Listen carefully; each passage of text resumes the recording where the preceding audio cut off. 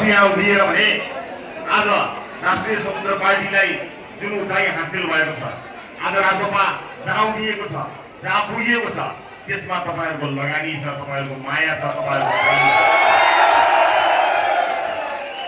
तपाईहरु जस्ता प्रवासमा रहनुभएका साथीहरुले आँट, साहस र हिम्मत नदिनु भएको भए थाहा छैन के हुन्थ्यो होला पार्टीमा। तर जुन साहस, जुन माया, जुन धैर्यताका साथ तपाईहरुले हामीलाई आँट दिनुभयो, भन्नुभयो कि अघि बढ, हामी तिम्रो साथमा छौं, त्यही प्रेरणाले आज हामी यहाँ उभिएका छौं, देशको भविष्य कोर्ने ठाउँमा उभिएका छौं। उपस्थित दाजुभाइ दिदीबहिनीहरू, आज म धेरै भाषण गर्दिन, किनभने मैले बोल्नुभन्दा पनि तस्बिरहरूले आफै बोलिसकेका छन् के हुँदैछ, कहाँ जाँदैछ। आज यहाँ प्रवासमा रहनुभएका तपाईँ दाजुभाइ दिदीबहिनीहरूलाई साक्षी राखेर म के भन्न चाहन्छु भने अहिले भर्खरै जुन निमन्त्रणा हामीलाई प्राप्त भयो, मैले पार्टीको सभापतिका रूपमा भारतीय जनता पार्टीको निमन्त्रणामा यहाँ जुन किसिमको सद्भाव सम्मान प्राप्त गरेँ, त्यो सम्मान मेरो होइन, तपाईँको, तपाईँमाथि भारत सरकारले गरेको सम्मान हो। त्यसकारणले तपाईँले प्राप्त गर्नुभएको यो सम्मानप्रति सम्पूर्ण नेपाल र नेपालीहरूलाई जुन सम्मान प्राप्त भएको छ, म त्यसका लागि तपाईहरु सबैको तर्फबाट भारत सरकारलाई धेरै धेरै धन्यवाद दिन चाहन्छु। भारतीय जनता पार्टीलाई पनि म धेरै धेरै धन्यवाद दिन चाहन्छु। सम्मान म तपाईहरुलाई बाँड्न चाहन्छु, त्यही बाँड्नको लागि आज म यहाँ उपस्थित भएको छु। अब सम्मानित मात्र भएर हुँदैन, समृद्ध पनि हुनुपर्ने छ। त्यसकारणले अब समृद्धिको ढोका खोल्ने हो। दाजुभाइ दिदीबहिनीहरू, नयाँ दिल्लीमा राजनीतिक ढोका खोल्न त धेरै मानिसहरू आए, म यसपटक समृद्धिको ढोका खोल्न नयाँ दिल्ली आएको हो। समृद्ध नेपालको एउटा सपना जुन हामीले सिङ्गो युगदेखि देखिरहेका थियौँ, त्यसमा सहकारी गर्ने एजेन्डा बोकेर म यहाँ आएको हुँ। मेरा व्यक्तिगत माग मुद्दा केही पनि छैनन्, पार्टीगत माग मुद्दा केही पनि छैनन्। मेरा माग, मेरा मुद्दा नेपाल र नेपालीको उन्नतिमा मात्र केन्द्रित छ। त्यतिका लागि मात्र म दिल्ली आएको हुँ र म तपाईँहरूलाई विश्वस्त गराउन चाहन्छु कि जुन यात्रामा हामी अगाडि बढेका छौँ, त्यो यात्रामा हामीले हाम्रो स्वार्थलाई कहीँ कतै बगाइदिएका छौँ। आफ्नो व्यक्तिगत स्वार्थ, आफ्नो व्यक्तिगत लाभ, त्यसका उद्देश्य बोकेर हामी यहाँ आएका छैनौँ। हामीले अब त्यो उन्नति हासिल गर्नु छ, जुन उन्नति हासिल गर्नबाट हामी छुट्यौँ। तपाईँहरू यहीँ बसिरहनु भएको छ, पुस्तौँ पुस्ता यहाँ बस्नुभएका साथीहरू तपाईँले देख्नु भएको छ होला। पछिल्लो 10-12 वर्षमा भारतले विकास र समृद्धिको जुन खुड्किलो पार गर्यो, हामी छेउमै बसेर हेरी मात्र रह्यौँ। अब सँगसँगै यात्रा गर्ने र समृद्धिको बाटोमा यात्रा गर्ने, ससाना कुराहरूलाई मिलाउँदै, सल्लाह गर्दै, संवाद गर्दै अगाडि जाने, असन्तोष असन्तुष्टिहरूलाई सम्बोधन गर्दै, हाम्रा विभिन्न कूटनीतिक च्यानलहरूलाई सक्रिय गराउँदै समृद्धिको खाका कोर्ने एउटा उद्देश्य बोकेर म तपाईँहरूको प्रतिनिधित्व गर्दै भारत आएको हुँ। र यसबीचमा जुन ध्यानपूर्वक नेपालका कुराहरू सुनिए, जसरी नेपालसँग सँगसँगै अगाडि बढ्ने जुन प्रतिनिधित्व हुने, जुन प्रतिबद्धता मैले यहाँ प्राप्त गरेँ विभिन्न बैठकहरूमा, त्यसबाट अत्यन्त प्रसन्न भएर, आशावादी भएर आफ्नो देश फर्कदैछु। भोलि धेरै आशावादी भएर अगाडि बढ्दैछु कि नेपाल समृद्धिको यो यात्रामा अब सँगसँगै अगाडि बढ्नेछ। म यो कुरा तपाईँहरू समक्ष बाँड्न पनि यहाँ उपस्थित भएको छु। उपस्थित दाजुभाइ दिदीबहिनीहरू, मलाई थाहा छ प्रवासमा बस्नु सजिलो हुँदैन। मैले पनि आफ्ना जीवनका सुनौला वर्षहरूलाई विदेशमा बिताएको छु। त्यसकारणले तपाईँहरूको आँखा केमा भिज्छ, तपाईँहरूको ओठ के कुरामा मुस्कुराउँछ, मैले नजिकबाट बुझेको छु। मलाई परदेशिनुको पीडा तपाईँलाई जस्तै थाहा छ भन्ने मलाई लाग्छ। तर पीडा थाहा पाएर मात्र भएन, पीडामा मलमको व्यवस्था गर्न सकिएन भने पीडा थाहा पाएर मात्र केही हुने छैन। त्यसैले यसपटक रासोपा मलम सहित आएको छ।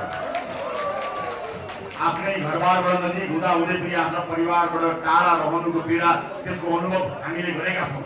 तर अब आफ्नै मुलुकमा समृद्धिको बाटोमा हिँडेर आफ्नै मुलुकमा आफ्नो परिवार पाल्न सक्ने गरी काम गर्न सकियोस्, आफ्ना बाबा बिरामी पर्दा उपचार गर्न सकियोस्, आफ्ना केटाकेटीलाई राम्रो शिक्षा दीक्षा दिन सकियोस्, यति उद्देश्यका लागि मात्र यति आधारको आवश्यकताका लागि तपाईँ हामीले माटो छोडेका हौँ।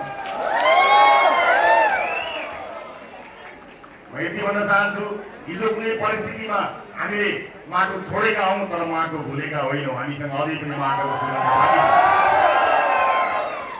हामीसँग देश फर्कने साहस मात्र होइन, फर्किएर समृद्धिको यात्रामा होस्टेमा हैसे गर्न सक्ने आँट, ताकत, साहस र ल्याकत सबै छ। त्यसकारणले तपाईँहरू सबैको साथमा, तपाईँहरू सबैको विश्वास बोकेर नेपाललाई हामी एउटा नयाँ गन्तव्यमा लिएर जान तयार भएर आएका छौँ। उपस्थित दाजुभाइ दिदीबहिनीहरू, परिस्थितिवश यहीँ बस्दा पनि तपाईँका समस्याहरू पक्कै पनि काहीँ न काहीँ रूपमा सुन्ने ठाउँहरू आवश्यक परेको हुन सक्दछ।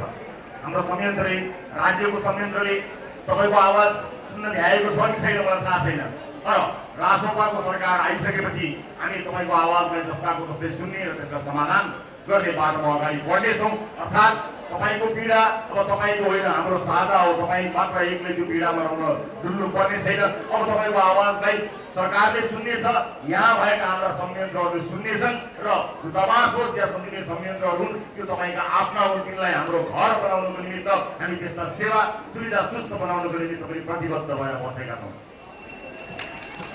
त्यति मात्र होइन, यहाँ बसिरहँदा तपाईँको स्वास्थ्य आउने समस्या, अन्य विभिन्न झन्झटहरूबाट तपाईँहरूलाई जुन हैरानी परेको छ त्यसबारेमा अब हामीलाई बताउनुहोस्। मलाई याद छ तपाईँहरूसँग मेरो नाता आज भर्खर जोडिएको नयाँ नाता होइन। म त बेला बेलामा आफ्नो नाता रिन्यू गर्न मात्र आउँछु। नाता त तपाईँ हाम्रो पुरानै छ,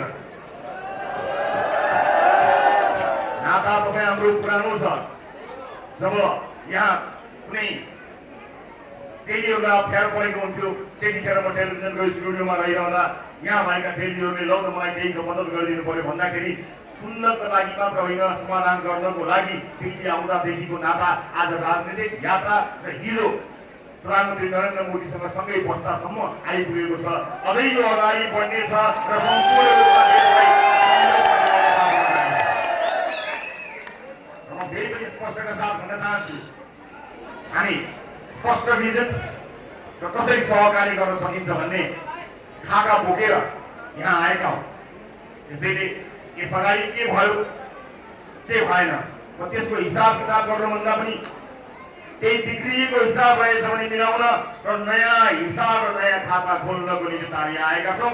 र त्यो खाता र अब खुल्ने त्यो खाता केवल खाता हुने छैन, मुलुक निर्माणको खाका हुनेछ। त्यो खाकामा सँगसँगै सहयात्रा गर्नको निमित्त हामी आएका छौँ। सम्मानित रूपमा अगाडि बढ्ने एउटा प्रतिबद्धताका साथ हामी यहाँ आएका छौँ। त्यसैले यहाँ उपस्थित सम्पूर्ण दाजुभाइ दिदीबहिनीहरू, तपाईँहरूसँगको भेटलाई निरन्तरता प्रदान गर्नेछु। यति लामो समय तपाईँहरूले कुर्नुभयो, कारण आज पानी परेको हुनाले कतिलाई आउन पनि गाह्रो भयो होला। मलाई थाहा छ तपाईँहरू एउटा आशा, एउटा भरोसा बोकेर आउनुभएको छ। अझै पनि तपाईँको आँखामा देशमा अब चाहिँ केही हुन्छ कि भन्ने कुराको भरोसा देखिएको छ। नआत्तिनु होला, हामी सरकार सञ्चालनको सुरुवाती दिनमा छौँ। हामीले गर्नुपर्ने काम बाँकी नै छ। हामी बाहेक सबै प्रतिपक्ष भएको त्यसको जनमत हामीले प्राप्त गरेका छौँ। त्यसकारणले कहिलेकाहीँ सरकारले केही गर्दैन कि केही वातावरण बिग्रिन्छ कि भन्ने हल्ला फैलदै यहाँ तपाईँको कानसम्म पनि आइपुग्ला। त्यसको हल्लाको पछाडि लाग्न जरुरी छैन। हामी पूर्ण प्रतिबद्ध भएर यो देशलाई विकास दिन आएका छौँ। हामीले राजनीतिक भागभण्डाको युगलाई अन्त्य गर्ने कसम खाएका छौँ। त्यसैले हामी भागभण्डा गर्नको लागि होइन, भाग्य परिवर्तन गर्नका लागि आएका छौँ। त्यसैले यहाँ होला, सजिलो छैन, हामीलाई थाहा छ सजिलो छैन, पक्कै पनि सजिलो छैन। तर यति चाहिँ भन्न सक्छु कि सजिलो नभए पनि असम्भव चाहिँ छैन है साथीहरू। हजारौं माइलको यात्रा तय गर्नको निमित्त एउटा पाइला सबभन्दा पहिला चाल्नै पर्ने हुन्छ। एकै पटक हजारौं पाइलामा पुग्दैन, हजारौं माइलमा पुग्दैन।